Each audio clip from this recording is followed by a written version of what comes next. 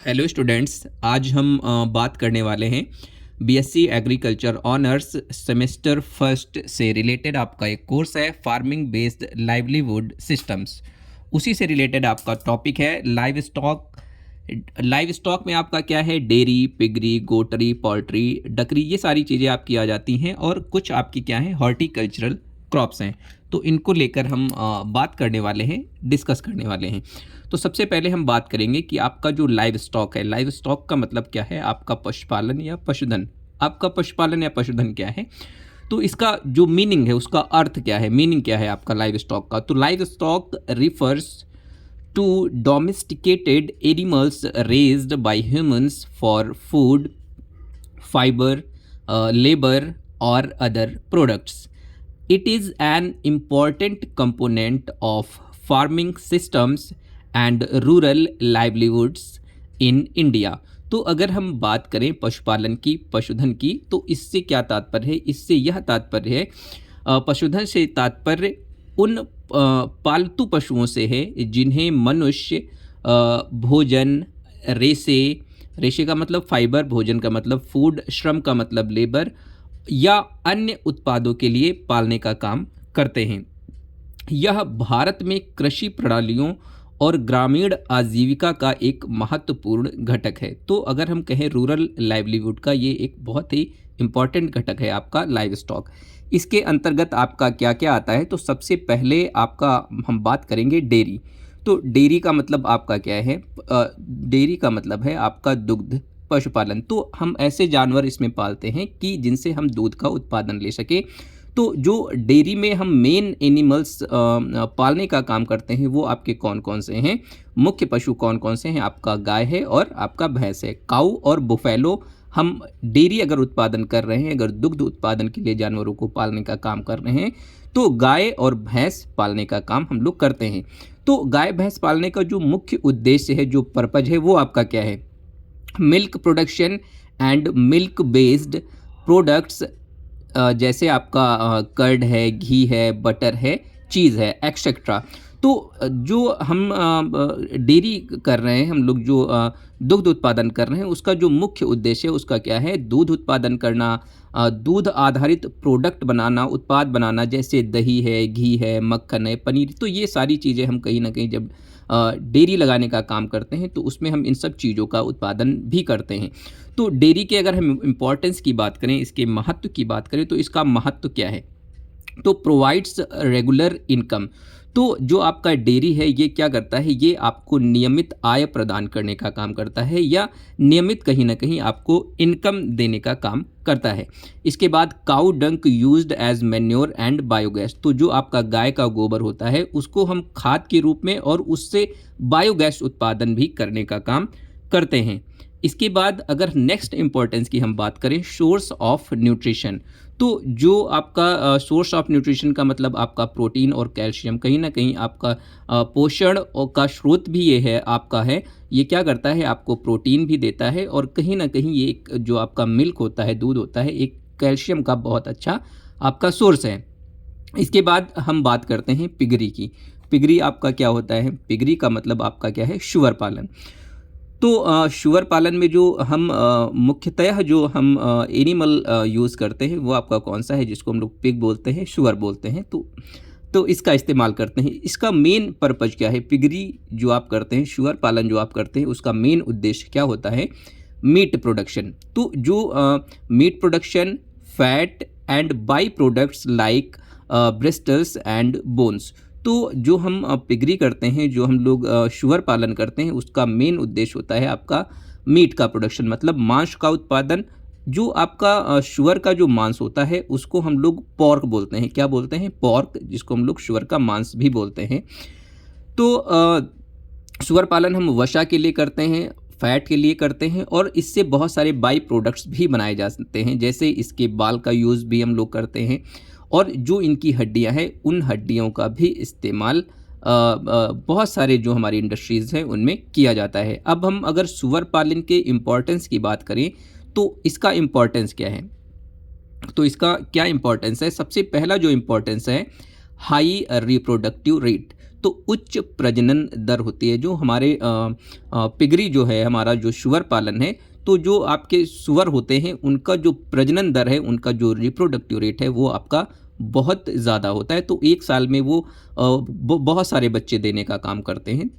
इसके बाद fast growth meat rich protein source, तो जो इनकी ग्रोथ होती है, जो इनका विकास होता है वो बहुत ही तेज़ी से होता है और मांस समृद्ध प्रोटीन स्रोत होता है। इनका जो मांस होता है उसमें प्रोटीन बहुत अच्छी होती है। Requires less investment than cattle, तो जो आप कैटल का प्रोडक्शन करते हैं तो जो आपका पिगरी है इसमें इन्वेस्टमेंट बहुत कम आता है एज़ कम्पेयर टू कैटल।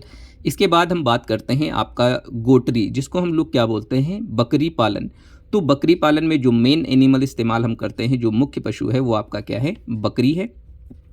बकरी है तो बकरी हम क्यों पालते हैं, इसका मेन उद्देश्य क्या है, मेन पर्पज़ क्या है। मिल्क के लिए, मतलब दूध के लिए हम बकरी पालने का काम करते हैं। मीट के लिए, मांस के लिए हम बकरी पालन का काम करते हैं। इसकी जो स्किन होती है, इसका जो खाल होता है, उसके लिए हम बकरी का पालन करते हैं। एंड फाइबर और रेशे के लिए हम बकरी का पालन करते हैं। इसकी कुछ ब्रीड्स होती हैं जिनमें बहुत ही उच्च क्वालिटी का जो है आपका रेशा प्राप्त होता है। बकरी पालन के इम्पोर्टेंस की अगर हम बात करें तो इसका इम्पोर्टेंस क्या है, तो सबसे पहला जो इम्पोर्टेंस है, known as poor man's cow. तो जो आपका बकरी होती है, बकरी को हम गरीबों की गाय भी बोलते हैं।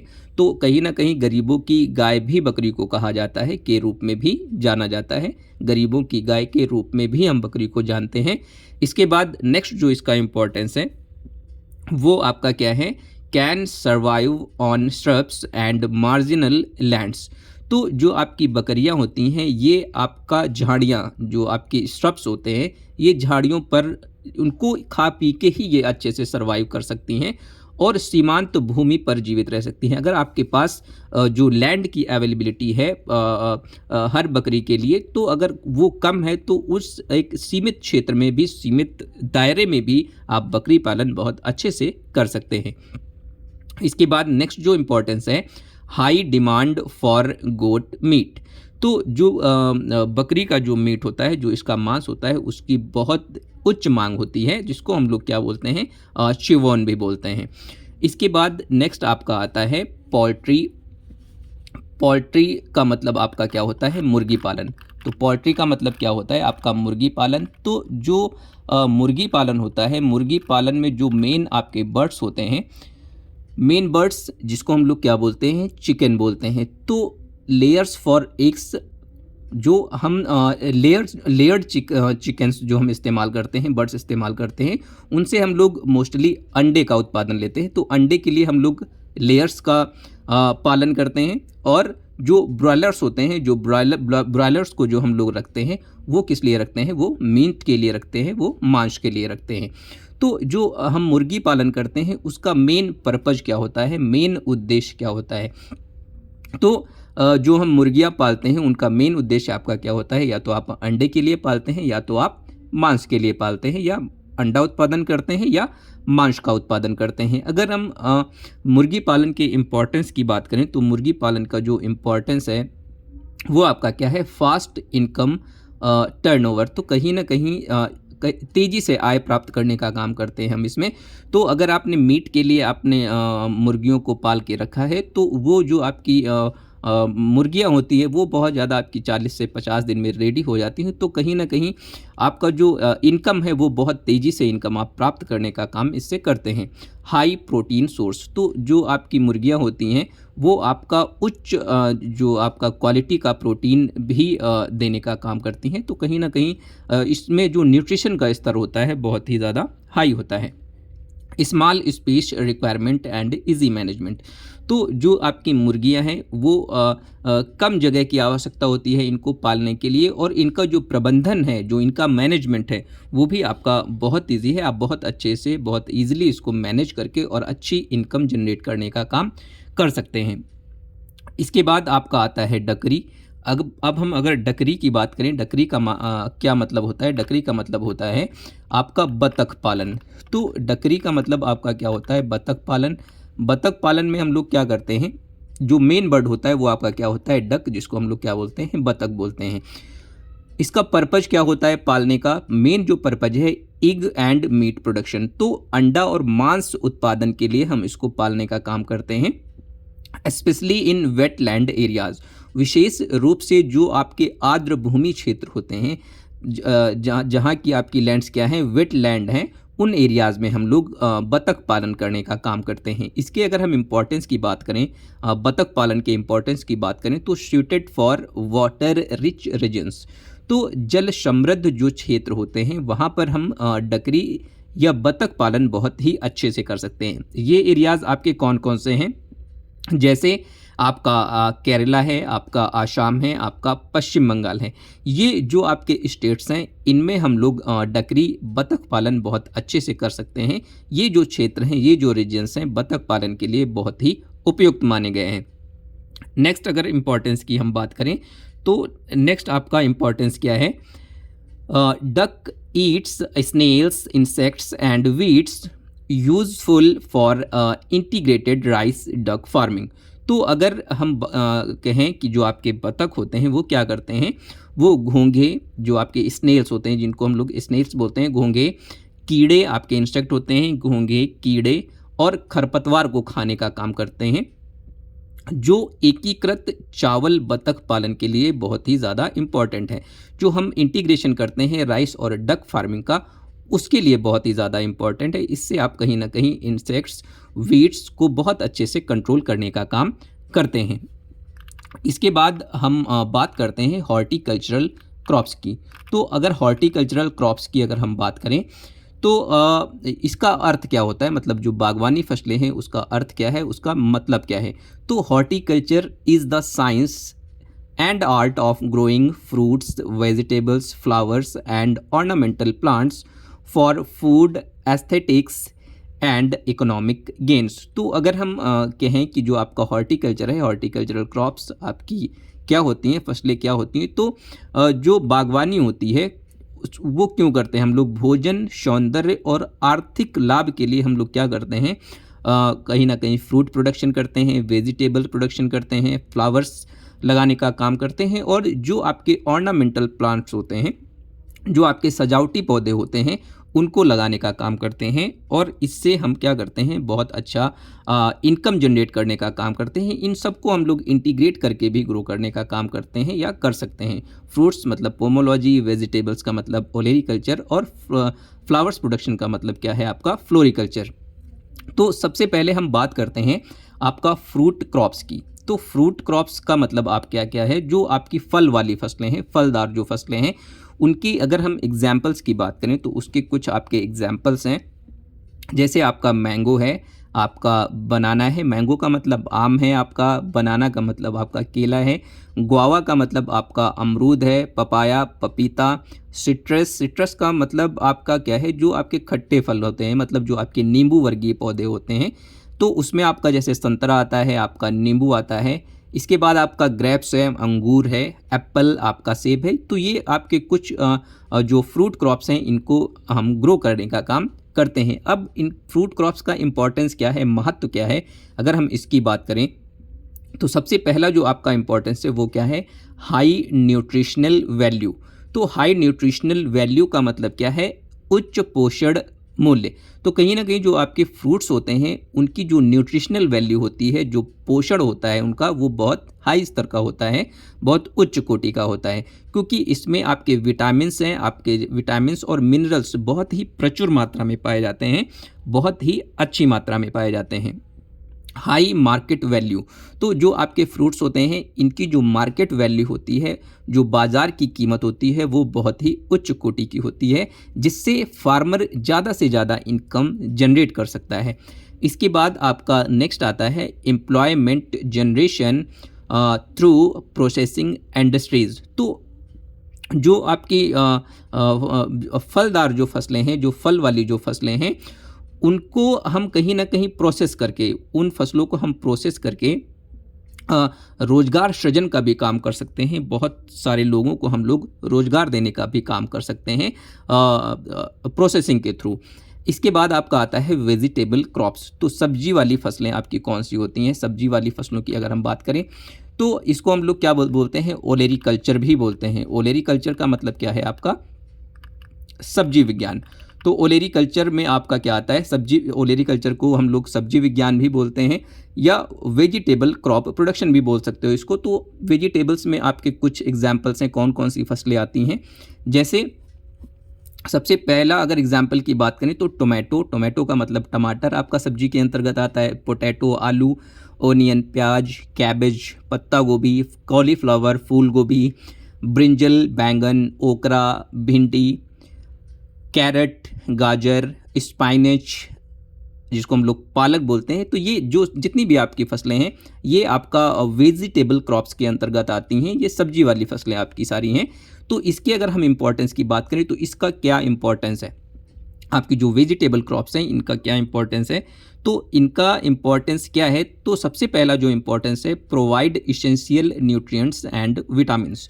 तो जो आपकी सब्जियां होती हैं, जो आपकी वेजिटेबल्स होती हैं, वो क्या करती हैं?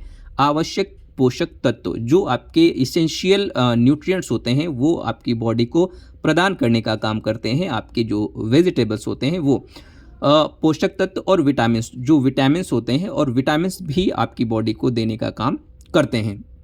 इसके बाद नेक्स्ट इम्पॉर्टेंस की अगर हम बात करें वेजिटेबल्स की तो short duration multiple crops per year. तो ये जो आपकी वेजिटेबल क्रॉप्स होती हैं ये आपकी क्या होती हैं? कम अवधि की होती हैं। तो प्रति वर्ष अगर हम इनकी बात करें तो कई फसलें हम ले सकते हैं। एक साल में हम कई फसलें ले सकते हैं क्योंकि इनका जो ड्यूरेशन होता है वो बहुत कम होता है। हाई प्रॉफिटेबिलिटी, उच्च लाभप्रदता, मतलब अगर हम वेजिटेबल्स का प्रोडक्शन करते हैं तो इससे ज़्यादा इनकम जनरेट करने का काम करते हैं। इसके बाद नेक्स्ट आपका आता है फ्लावर क्रॉप्स, मतलब फूलों वाली जो फसलें होती हैं इसको हम लोग फ्लोरिकल्चर भी बोलते हैं, मतलब फूलों वाला विज्ञान भी इसको बोल सकते हैं। तो इसके फूलों वाली जो फसलें हैं, अगर इन फसलों की अगर हम बात करें तो इसके कुछ एग्जाम्पल्स हैं। जैसे आपका उदाहरण की अगर हम बात करें तो जैसे आपका गुलाब है, रोज़, मैरीगोल्ड, गेंदा, जैस्मीन जिसको हम चमेली बोलते हैं, ग्लैडियोलस, क्राइसेंथेमम। तो ये गुलदाउदी, ये सारे जो आपके एग्जाम्पल दिए हुए हैं तो ये आपकी क्या है? फूल वाली फसलें हैं। तो इनका भी प्रोडक्शन हम लोग कर सकते हैं और अच्छा रेवेन्यू जनरेट कर सकते हैं। इनकी अगर हम इम्पोर्टेंस की बात करें, आपकी जो फूलों वाली फसलें हैं used for decoration, perfumes and religious purposes. तो जो आपके फूल्स होते हैं, जो आपके फ्लावर्स होते हैं, उनको ज़्यादातर हम लोग डेकोरेशन के लिए इस्तेमाल करते हैं, सजावट के लिए इस्तेमाल करते हैं, इत्र निर्माण के लिए भी करते हैं। डिफरेंट जो आपकी परफ्यूम्स आती हैं, परफ्यूम्स में भी हम बहुत सारे फ्लावर्स का इस्तेमाल करते हैं जिससे इसको सुगंधित बनाया जा सके। और बहुत सारे हमारे रिलीजियस पर्पजेज़ भी होते हैं, धार्मिक उद्देश्यों के लिए भी हम बहुत सारे ऐसे आपके फ्लावर्स हैं जिनको हम लोग ग्रो करते हैं और उनको उपयोग करते हैं। इसके बाद आपका आता है नेक्स्ट जो इम्पोर्टेंस है, फास्ट ग्रोइंग कॉमर्शियल सेक्टर। तो फास्ट ग्रोइंग कॉमर्शियल सेक्टर का मतलब क्या है? तेज़ी से बढ़ता वाणिज्यिक क्षेत्र है आपका। तो अगर हम फ्लावर क्रॉप्स की बात करें, फ्लावर प्रोडक्शन की बात करें तो ये जो आपका सेक्टर है, फ्लोरिकल्चर का जो सेक्टर है, ये एक बहुत ही तेज़ी से उभरता हुआ सेक्टर है और आने वाले समय में इस क्षेत्र में बहुत ही ज़्यादा अच्छे से हम लोग एम्प्लॉयमेंट और रेवेन्यू जनरेट करने का काम करेंगे या कर सकते हैं। तो इस पर भी फोकस देने की बहुत ज़्यादा ज़रूरत है। इसके बाद हम बात करते हैं प्लांटेशन क्रॉप्स की। तो प्लांटेशन क्रॉप्स का मतलब क्या है? जो आपकी रोपड़ फसलें हैं जिसको हम लोग प्लांटेशन क्रॉप्स बोलते हैं। तो प्लांटेशन क्रॉप्स की अगर एग्जाम्पल्स की हम बात करते हैं तो इसका एग्जाम्पल्स क्या क्या हैं? जैसे आपका कोकोनट है। कोकोनट का मतलब जैसे नारियल के पौधे होते हैं, उनको हम लोग प्लांटेशन क्रॉप्स के अंतर्गत रखते हैं। कॉफ़ी है, आपका कॉफ़ी का जो पौधा है उसको भी हम प्लांटेशन क्रॉप्स के अंतर्गत रखते हैं।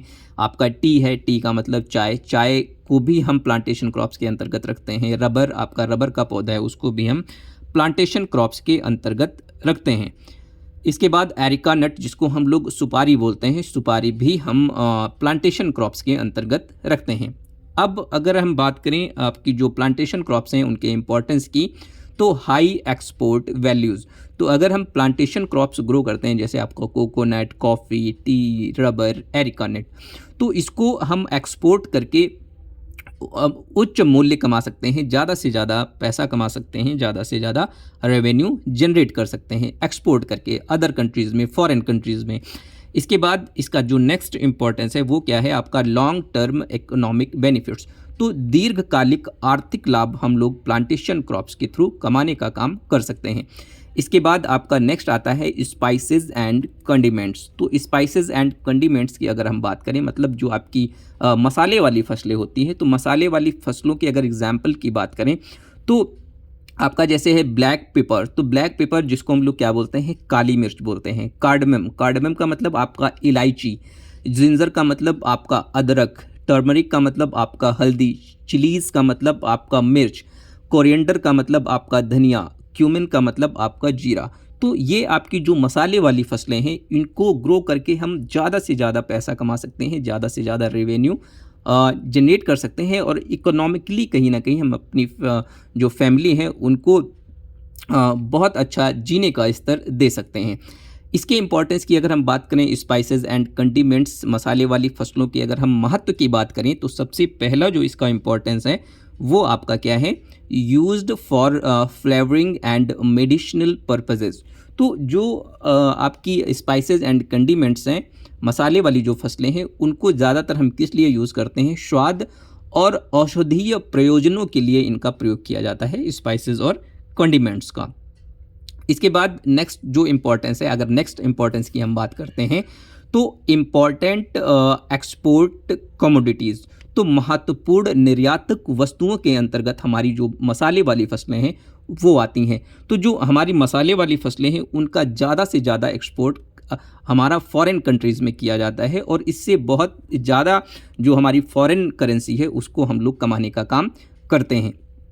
इसके बाद आपका आता है मेडिसिनल एंड एरोमेटिक प्लांट्स, औषधीय एवं सुगंधित पौधे। मेडिसिनल एंड एरोमेटिक प्लांट्स जो कि आपका एक यहाँ पर CSIR का सेंट्रल CSIR का एक इंस्टीट्यूशन हमारे लखनऊ में भी है, council of scientific and industrial research का, जिसको हम लोग CMAP बोलते हैं। CMAP हमारा लखनऊ में इस समय वर्क कर रहा है, हमारा मेडिसिनल एंड एरोमेटिक प्लांट्स पर। तो अगर हम इसके एग्जाम्पल्स की बात करें, औषधि एवं सुगंधित पौधों की बात करें, तो इसमें आपका एलोवेरा आता है, एलोवेरा के बाद तुलसी आता है, तुलसी के बाद अश्वगंधा आता है, लेमन ग्रास आता है, और आपका मिंट, पुदीना। तो ये जो आपके एग्जाम्पल्स हैं ये सारे के सारे आपके मेडिसिनल एंड एरोमेटिक प्लांट्स के अंतर्गत आते हैं। इसके इम्पॉर्टेंस की अगर हम बात करें, इसके अगर हम महत्व की बात करें, तो मेडिसिनल एंड एरोमेटिक प्लांट्स का इम्पॉर्टेंस क्या है, महत्व क्या है। तो सबसे पहला जो आपका महत्व है वो आपका क्या है, वो आपका है used in Ayurvedic and pharmaceutical industries. तो जो आपका आयुर्वेदिक और जो आपका दवा उद्योग है, आयुर्वेद जो आपका है, आयुर्वेद एंड फार्मास्यूटिकल्स इंडस्ट्रीज, और जो आपका दवा उद्योग है उसमें इन प्लांट्स का बहुत ही ज़्यादा एक ब्रॉड स्केल पे इस्तेमाल किया जाता है, और डिफरेंट मेडिसिन इससे बनाई जाती हैं। इसके बाद ग्रोइंग ग्लोबल डिमांड। तो ये जो आपकी मेडिसिनल एंड एरोमेटिक प्लांट्स हैं, इनका जो ग्लोबल डिमांड है वो प्रेजेंट टाइम में और आने वाले समय में बहुत ही ज़्यादा एक लार्ज स्केल पे इंक्रीज़ हुआ है। तो इनको प्रोड्यूस करके हम लोग इसको एक्सपोर्ट कर सकते हैं, विदेशों में दे सकते हैं, फॉरेन करेंसी इससे कहीं ना कहीं हम अपने इंडिया में लाके अपना जो इंडिया है उसकी इकोनॉमिक ग्रोथ में एक अहम भूमिका प्ले करने का काम कर सकते हैं। Thank you so much. Keep watching and share, subscribe to my YouTube channel. Thank you.